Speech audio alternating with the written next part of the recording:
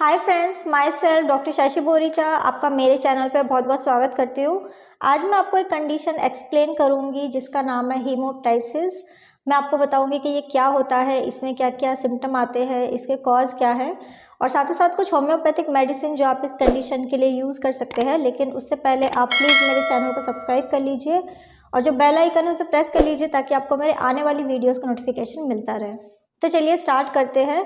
अगर आपको कफ में ब्लड आ रहा है तो उस कंडीशन को हम लोग मेडिकल टर्म्स में हीमोप्टाइसिस कहते हैं और ये एक सीरियस कंडीशन हो सकती है। इसके पीछे कई सारे कॉज हो सकते हैं जैसे कि इन्फेक्शंस इसके लिए रिस्पॉन्सिबल है। इसके अलावा कई सारी बीमारियों में ये कंडीशन हो सकती है।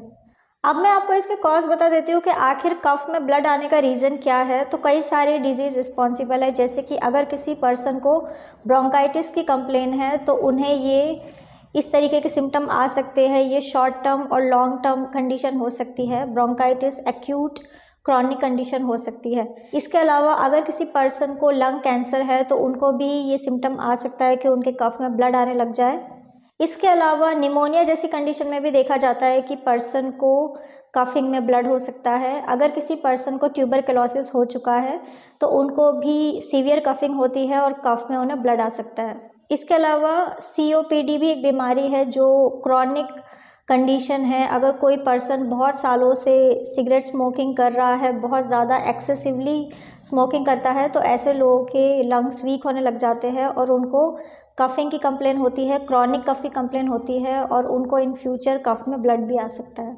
इसके अलावा हार्ट डिजीज़ में भी ऐसा देखा जाता है कि पर्सन को ब्लड आ सकता है, जैसे कि कंजेस्टिव हार्ट फेलियर।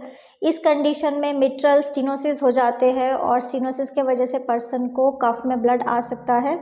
इसके अलावा अगर कोई पर्सन बहुत ज़्यादा कोकेन का यूज़ करता है, ड्रग एब्यूज़ करता है, तो ऐसे लोगों को भी कफ में ब्लड आ सकता है। कफ में ब्लड आने का रीज़न ये भी हो सकता है कि अगर कोई फॉरेन ऑब्जेक्ट आपके एयरवेज में चला गया है तो आपको कफ में ब्लड आ सकता है। जैसे कि कई बार ऐसा देखा जाता है कि छोटे बच्चे कोई फॉरेन ऑब्जेक्ट मुंह में डाल लेते हैं और वो उनके गले तक पहुंच जाता है, उनके एयरवेज तक पहुंच जाता है, तो फिर उनको बहुत सीवियर कफिंग होती है और उन्हें कफ में ब्लड आ सकता है। इसके अलावा कई सारी इन्फ्लामेटरी डिजीज़ है, कई सारी ऑटो इम्यून बीमारियाँ हैं जिसमें ये सिम्टम आ सकता है। जैसे कि ल्यूपस एक कंडीशन है, उसमें भी पर्सन को लंग्स में बहुत ज़्यादा प्रॉब्लम होने लग जाती है, उन्हें एक्सेसिव कफिंग होती है और कफ में ब्लड आ सकता है। इसके अलावा पैरासाइटिक इन्फेक्शन के वजह से भी हो सकता है। अगर किसी पर्सन को बॉडी में कोई पैरासाइटिक इन्फेक्शन हो चुका है, कोई वॉर्म इन्फेस्टेशन हो चुकी है, तो ऐसे लोगों को भी कफ में ब्लड आ सकता है। कई बार इंजरी के वजह से ये कंडीशन हो सकती है। इसके अलावा लंग एब्सेस, अगर किसी पर्सन को इन्फेक्शन हुआ है बैक्टीरियल और वहाँ पे एब्सेस फॉर्म हो चुका है, तो ऐसे लोगों को भी कफ में ब्लड आ सकता है।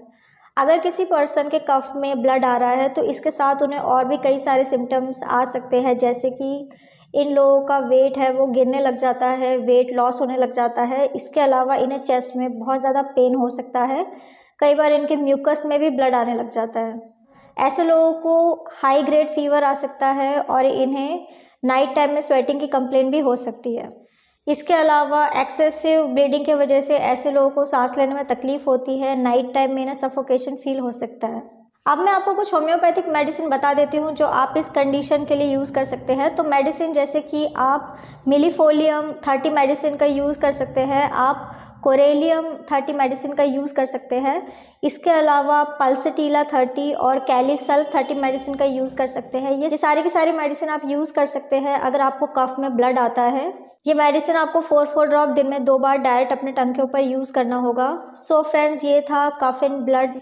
मैंने आपको बताया कि ये होने का रीज़न क्या है और क्या क्या सिम्टम्स आ सकते हैं इस बीमारी के साथ, और कुछ होम्योपैथिक मेडिसिन जो आप इस कंडीशन के लिए यूज़ कर सकते हैं। तो अगर आप किसी भी कंडीशन के लिए मुझसे कंसल्ट करना चाहते हैं तो आप मुझे मेरे व्हाट्सअप नंबर पे मैसेज कर सकते हैं, मैं आपको रिप्लाई करूँगी। तो अगर आपको मेरा ये वीडियो यूज़फुल और इन्फॉर्मेटिव लगा हो तो आप प्लीज़ इसको लाइक कर दीजिए और साथ ही साथ आप मेरे चैनल को सब्सक्राइब कर लीजिए और जो बेल आइकन है उसे प्रेस कर लीजिए ताकि आपको मेरे आने वाली वीडियोज़ का नोटिफिकेशन मिलता रहे। तो आज के लिए बस इतना ही। Thank you.